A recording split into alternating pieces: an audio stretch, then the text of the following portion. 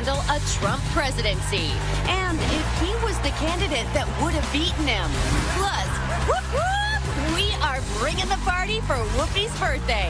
So get ready for stars, surprises, and seriously cool stuff. Hot Topics are in the house with Whoopi, Candace Cameron Bure, Joy Behar, Sarah Haynes, and Jedediah Bila. Now, let's get things started.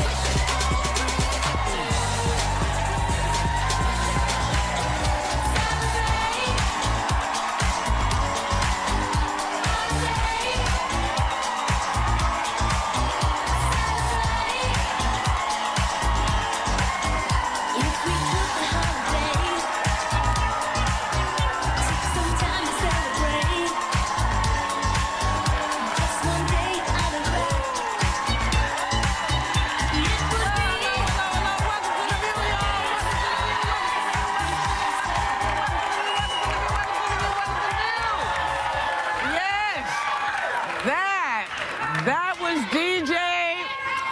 Hold on.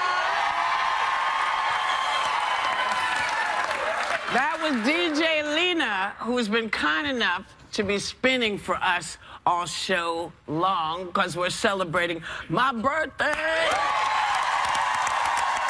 We're also sending love to Sharon Jones and the Dap Kings. Mwah to you all. So I went for my annual pilgrimage to Treasure Island in Las Vegas. Yeah. I had grown up. What, do you go there every birthday? Every birthday for the last 10 years. Wow. I do one show, and the whole family comes. It's great. But I found a machine. Oh. Which one is it? It's called Game of Thrones. Woo!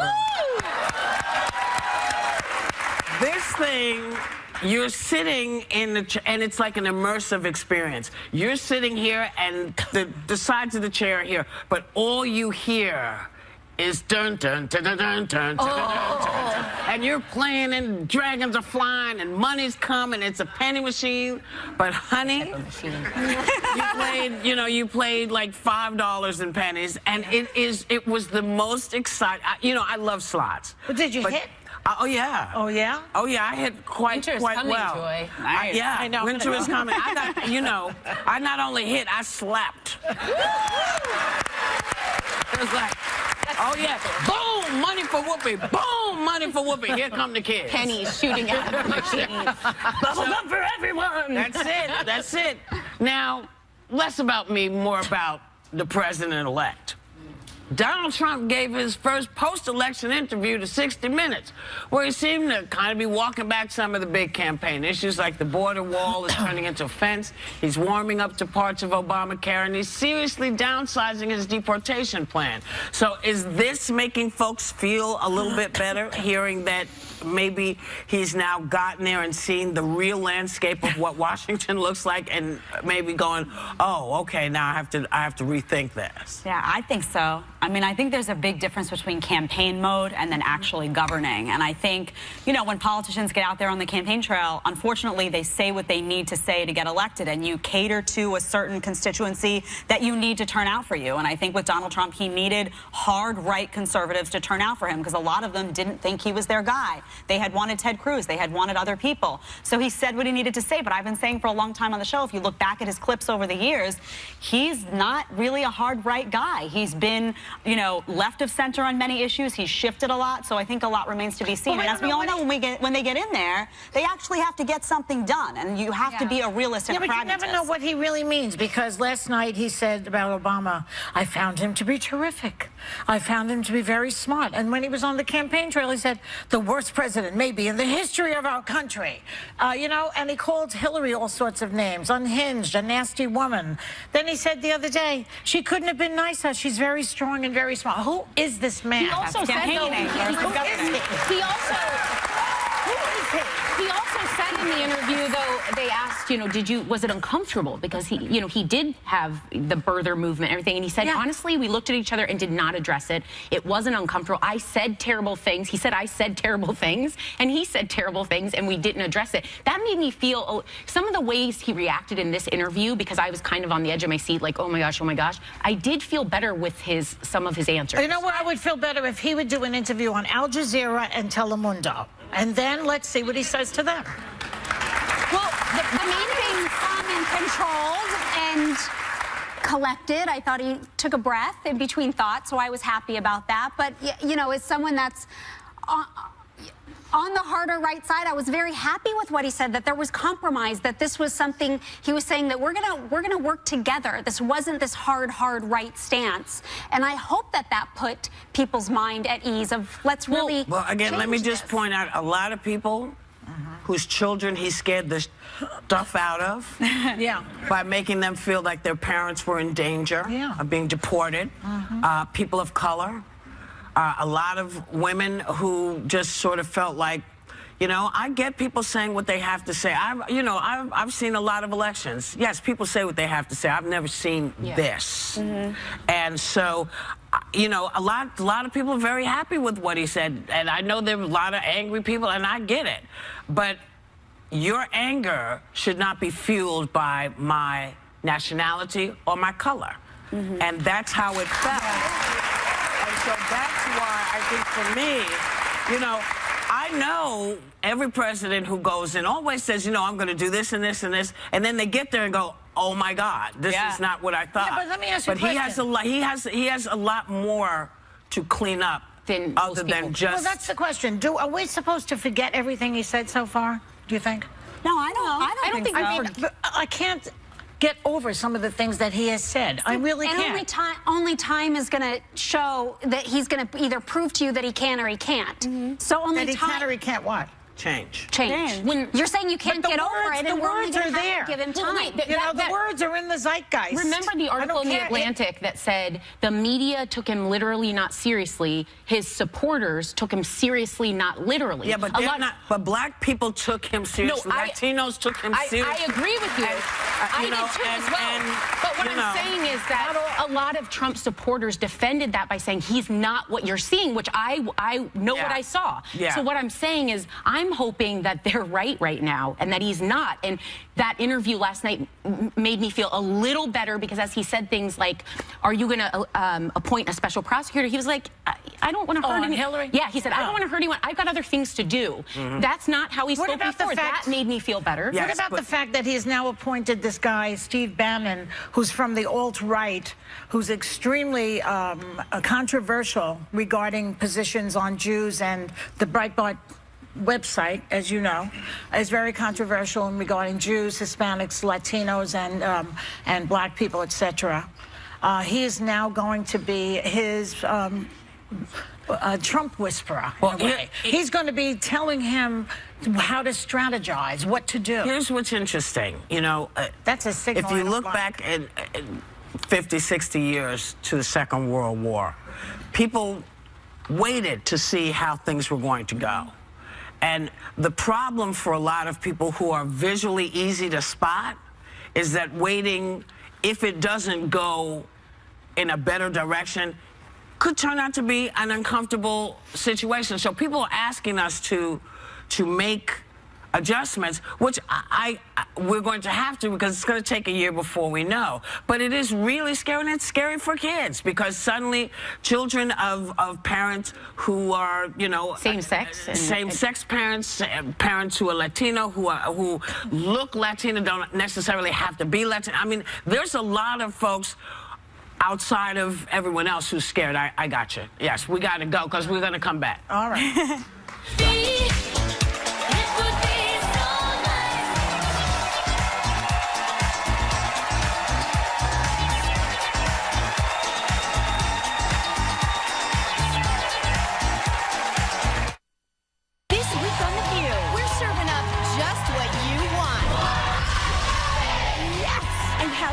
For the hottest star power, Lin-Manuel Miranda, Megyn Kelly, Simone Biles, and the cast of Fantastic Beasts. Wait. There's more.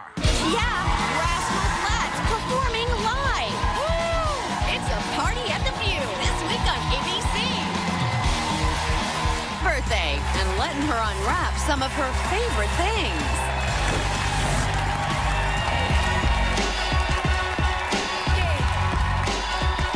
Back from hell.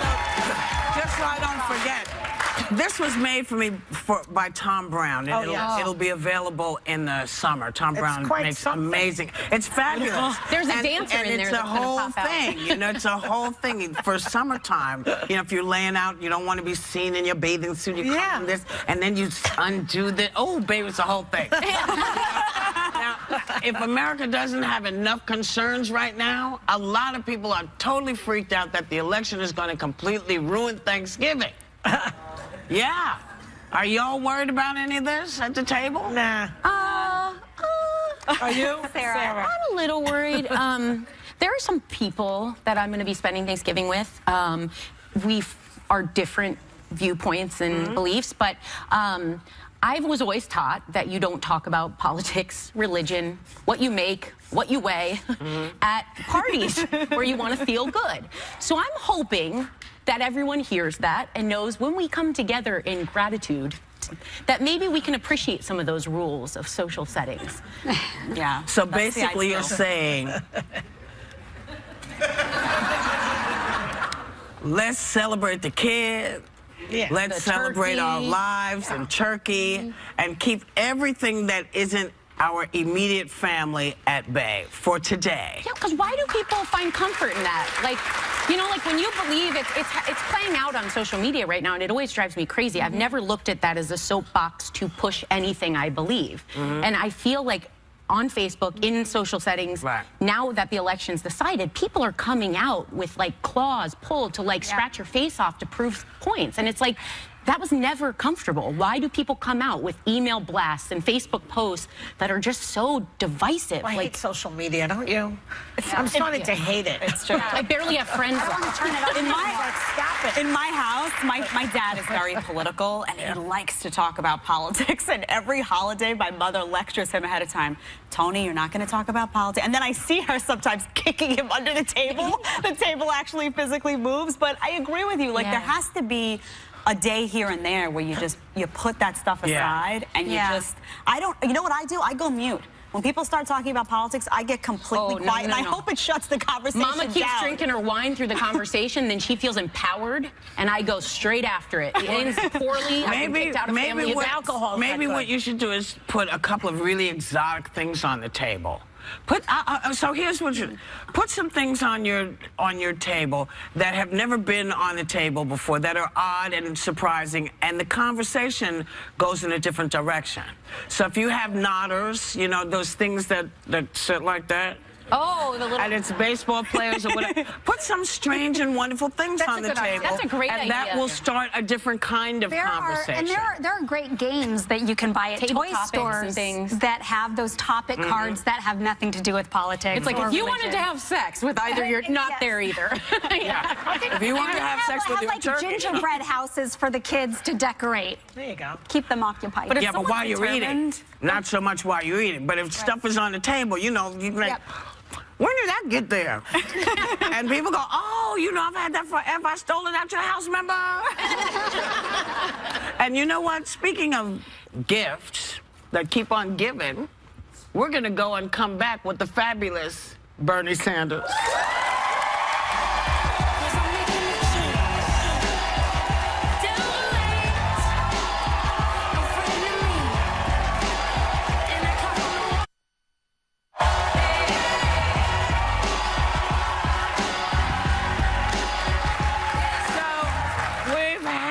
Almost a full week to accept the fact that our president-elect is Donald J. Trump. Let's see how much it's sunk in for this gentleman. Please welcome back the fabulous and always fun Senator Bernie Sanders.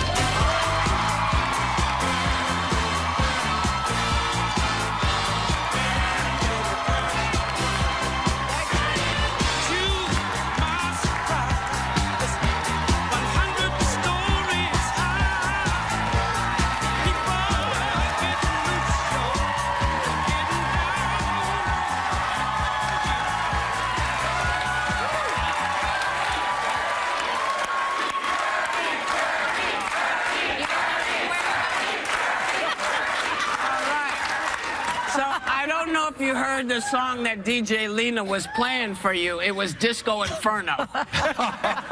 Now, let me ask you, just straight up, what happened? What happened? Yeah. All right, here's what happened. Okay. Do we have racists and sexists in this country? We do.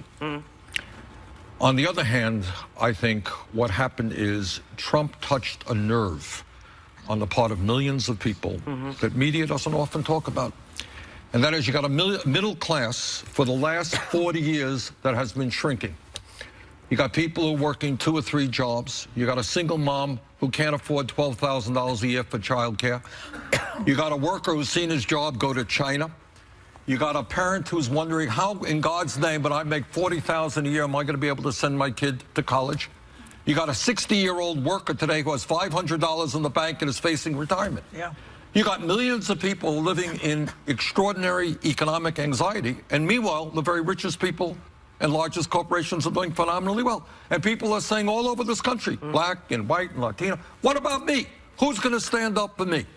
And in my view, the Democratic Party has not been as strong as it should be in saying, yeah, we're going to stand with the working people. Well, you did. I did. You did. You did. So would you, let me ask you something. So if you were the candidate, they say you would have won. I've been reading about that. The answer is, who knows and who will ever know. But the point is, we got to talk about the future and how we go forward. And there are a couple of things on my mind. Number one, when Mr. Trump says that he's going to be for the working class, you know what? We're going to hold him accountable. We're going to list all the things that he said. You want to raise wages? Hey, count me in. We got a starvation minimum wage now of $7.25 an hour. Let's raise it to $15 an hour. You with me, Mr. You got women who are making 79 cents on the dollar. Anyone think that that is just in the year 2016? Pay equity for women workers. All right, our infrastructure, our roads and our bridges, and this is something Trump has been talking about. Let's work together. Let's create millions of jobs rebuilding our water systems, our wastewater plants, our rail system, all right? Trade, all right? Trump has a fair point, something I've been saying for a long time. Workers all over this country are seeing their jobs going to China and Mexico. Their wages have gone down significantly. Let's create a trade policy that gets corporate America to start investing in this country. All right? Now, what about the cost of prescription drugs? Why do we pay the highest prices in the world for the medicine that we need, while the pharmaceutical industry is making huge profits?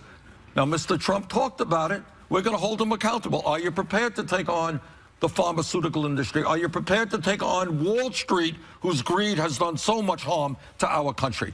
So here's the point. That's number one. Number two, what we will not accept, this country has struggled too many years in the fight against discrimination and the fight against bigotry and sexism.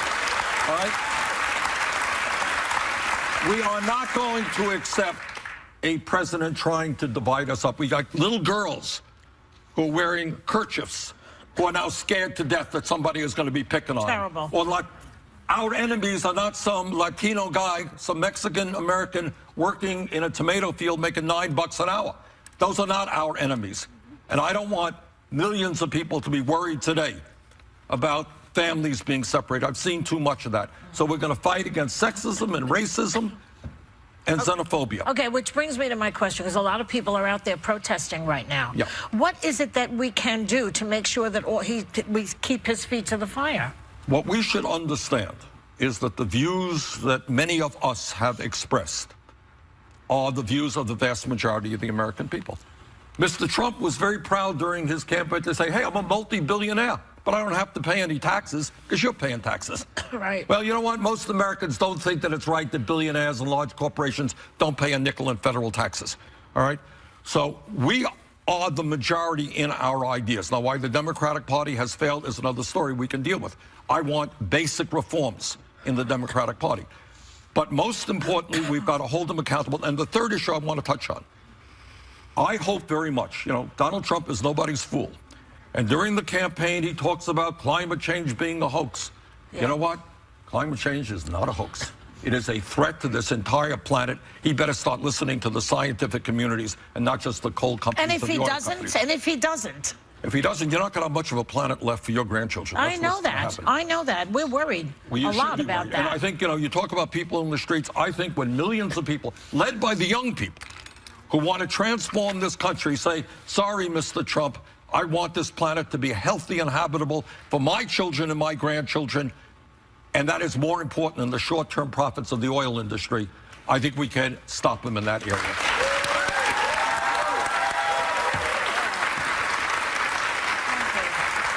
Bernie Sanders sticking around. So we'll be right back.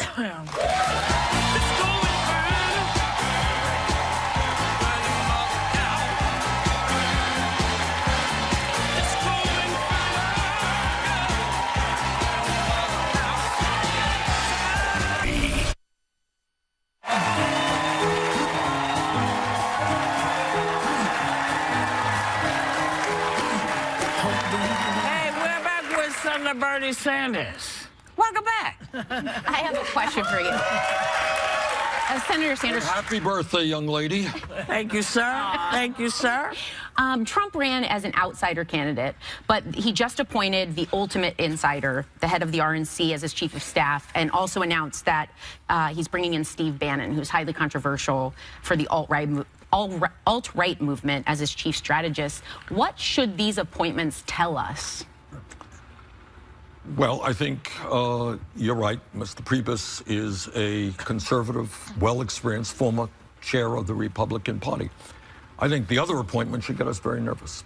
Yeah. Our job, look, all of you know that we have struggled with discrimination and racism and sexism and homophobia for hundreds of years, right? It's the history of this country. Yep. What we did to the Native Americans is atrocious. Hopefully, we have made some progress in making this country a less discriminatory society. And I will be damned if we're going to go backwards and try dividing this country up again. We're going to bring our people together. We're not going backwards. And we're going to tell Mr. Bannon and any other advisors, this country is not, we're not going to be turning on each other. We're going to be standing together in the wealthiest country in the history of the world to fight for a society and a government that works for all of us. They have won 3 branches of government, and the Supreme Court will be conservative. What exact power does the left have anymore? I don't call it the left. I call it the vast majority of the people. Okay. Overwhelmingly, All right. look, Joy, if you look at issue by issue, Yeah. okay, vast majority of the American people want to raise the minimum wage to a living wage.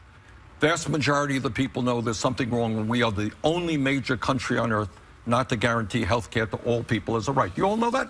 We're the only major country on earth. You got 28 million people, no health insurance. Many of you cannot afford health insurance because your deductibles and your co-payments are too high. We're the only country on earth. We pay more per capita. Yes. Drug companies are ripping us off. We have more income and wealth inequality. Rich get rich, almost everybody else gets poor. Most people don't think that that's good. And one of the reasons... And yet, they voted for a man Yeah. who is part of the problem. Yes. And then the question then is, where was the Democratic Party? Has the Democratic Party been doing its job in telling working people in Iowa and in New York and in Wyoming, we're going to stand with you. We have the guts to take on Wall Street. We have the guts to take on the insurance companies and the drug companies and the fossil fuel companies. I don't think most people believe the Democratic Party has done that. We've been talking a lot about why Hillary Clinton lost, and I think she lost because she didn't have a spokesperson like you for the cause. I said from the beginning, I'm a libertarian, I'm a center-right girl, but you need a spokesperson for the cause, and I said she should have stuck you on the ticket. That would have been the victory. That would have got those voters out. That would have got those millennials out. But I want to ask you a quick question to follow up on that. This weekend, Hillary Clinton she's basically been blaming FBI Director Comey for coming out and making the statements he made that weren't justified and saying that tilted the election. I argue that the fault lied with her and her inability to do outreach to the communities that were listening and waiting for her to do so. Where does the blame fall, in your opinion? Well, you could look at politics in many, many ways. I think what the FBI did was unacceptable. They got involved in a presidential election in an unprecedented way, and I think that's wrong. I think that hurt Clinton. But I think your point is more to the point. It's not just one instance. you know, I like Hillary Clinton and I knock my brains out to get her elected. But I think it is fair to say that the working class of this country did not believe that she was prepared to stand up and fight for them. Even if she was. Even if her policies were. Even if she had. See, it's about what you say nowadays. It's not about what you do, because beat by beat, there's no question of what she has done, the service she's done for this country. And I get that people are upset and they're, you know, but a lot of disenfranchised people have been in this country for many, many years. And I don't recall any of them saying, oh, you know whose fault it is? It's them. And they're the murderers and the rapists. Oh, no, it's them. They're the folks that shouldn't be. This is a new thing. This is brand new. And we will not accept that for 1 second. Bernie, we cannot accept that for 1 second. Tell us about your new book, Our Revolution. Well, the book does two things. You know, when I began the campaign, we were considered to be a fringe candidate. Nobody knew who I was, and we were taking on the entire political establishment and the media establishment, everybody else. And at the end of the campaign, we ended up winning 22 states, getting 14 million votes, and winning the vast majority of young people. So we came a long way in the campaign, and the book talks about that. But the second thing, the second half of the book says, you know what? As Americans, we're going to have to sit down and do a lot of studying. We're going to have to answer some questions. And these are not 5-second sound bites. Why is the middle class declining for 40 years? Is it morally acceptable that the top 0.1% now owns as much wealth as the bottom 90%? Why are we the only major country on earth not to guarantee health care to all people? Why do we have more people in jail, disproportionately African American, Latino, and Native American, than any other country on earth? Why?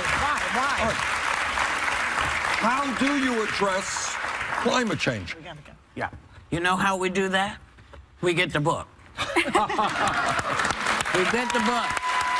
Senator Bernie Sanders, thank you. His new book, Revolution, A Future to Believe In, is on sale tomorrow everywhere where books are sold. And, of course, we will be right back.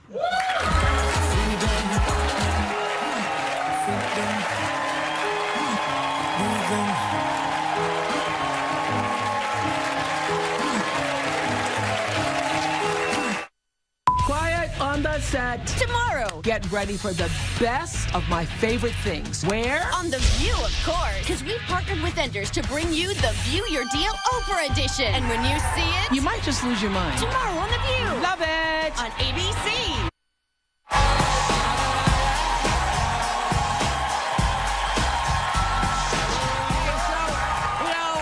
I keep mentioning it, but yeah, yesterday was my birthday. But today I'm showing off the stuff that I love giving as gifts because they're actually outside of the box. So let's get started. This is something I adore. Everybody knows I love to read, and that's why the Little Free Library is one of my favorite things. Now, the Little Free Library at littlefreelibrary.org, 2009, it was started by Ted Bowl, whose mother was a teacher. And each little schoolhouse says, take a book, return a book. It's a nonprofit company that inspires communities to share the joy of reading. And there are 50,000 Little Free Libraries worldwide. And for my birthday, every member of our studio audience brought a book that was meaningful to them. We filled 5 libraries today, and we're going to give them away to 5 communities which applied online to receive them. So congratulations to Jersey City, New Jersey, Navarre, Florida, Los Angeles, California, Whitefield, North Carolina, and Cincinnati, Ohio. And that means kids can bring a book and take a book. So it's a good way to hang out. You know, you bring a book and you read it, and you take another book and you read it and you bring it back. It's a wonderful thing to do. What's that book? This is my other favorite thing. You know, I love tattoos, but not everybody loves tattoos. I have several of them. But some people, they're not sure if they want to really have it for the rest of their life. So this Big is commitment. It is. It's a great product for them. Inkbox tattoos, $19 to $26. Get inkbox.com. These traditional tattoos are the tattoo without commitment. For those of us who can't commit. That's right. It uses the pulp of fruit, So it's natural. It goes to the top layer of your skin. It lasts 2 to 3 weeks. So if you're not sure you want a tattoo, this is the perfect way to try them out. And I'm telling you, I love it. Just don't put it someplace you don't think you want to be. Like, if you go to church a lot, don't put it here. Okay? Or do, because it's gone in 2 weeks. Right, that's right.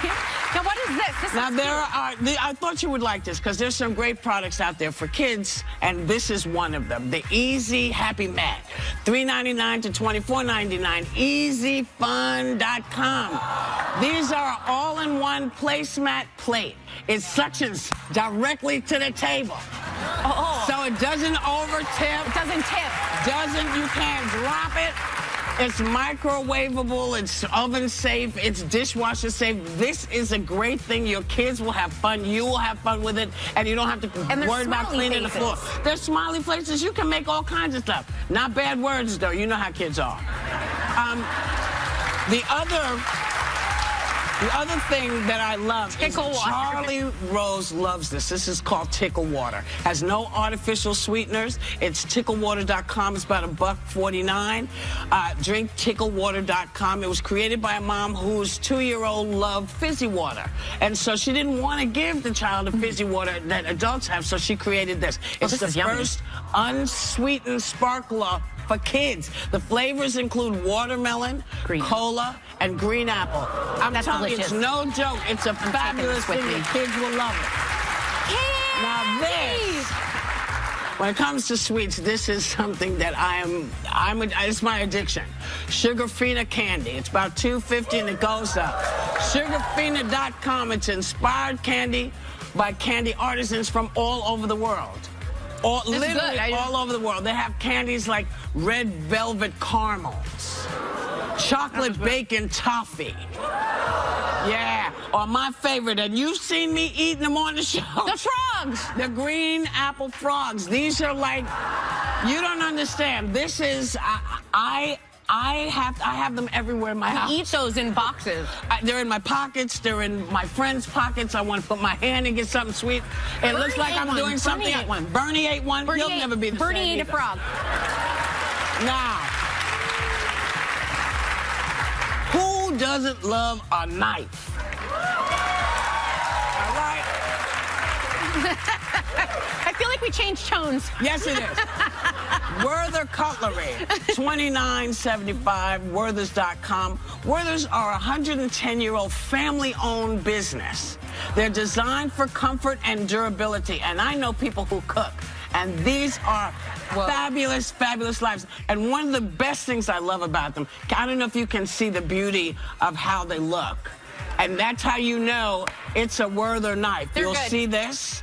And it's no joke, y'all. These don't play. No, it didn't. And you won't play when you're holding one. Okay. So I'm going to lay this right here. Alcohol. Now, this. If you have ever wanted to open a bottle of wine, but you hesitated because you only wanted one glass, then you're going to love this product. Who drinks one glass? Nobody. Genesis Champagne and Wine Preserver, $249, $899. GenesisPreserve.com allows you to uncork, preserve, and pour champagne or wine by the glass. That's awesome. It's patented technology. It preserves wine for weeks. Weeks. And this is my favorite. This is also my favorite. These are my favorite. These are the sweaters I've designed. They're called the Ugly Christmas. Okay? They're about $139. They come from Lord & Taylor, and you can get them. And one of my favorites is this one. This is called the Charlie Brown tree, because you see how the tree sees itself. But when you turn it around, it's lighting up. So, come on out, guys. Now, for more information on these products, check out our website. And guess what? I don't want to be the only one getting stuff on my birthday. So this is what I'm going to tell you. There are things you're going to go home with. You're going to go home with books from Little Free Library, okay? You're all going to get the tattoos, okay? You're going to be tattooed. You're all going to go home with the Happy Mat. You're going to like that. You're all going to go home with some Tickle Water because you're liking it. You're all gonna go home with some Sugar Fiend candy because we love that. You're all gonna go home with an amazing night. You're all going home with this bad boy right here. And we're gonna toss some money your way to pick up my sweaters at Lord & Taylor because they're, I think, about $149. We're gonna give you some money and we'll be right back. This is how we do it. It's Friday night, and I feel alright. We are back, Whoopi. But before we go, there is one more piece of business we have to get to. Right. DJ Lena, play that music.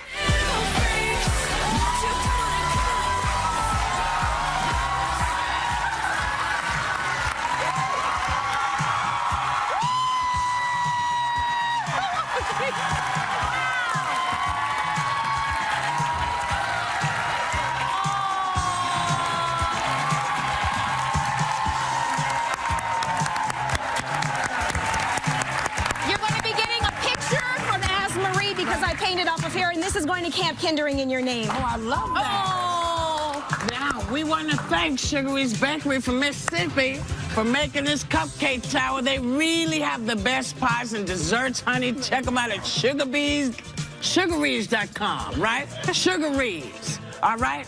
Sugarees.com.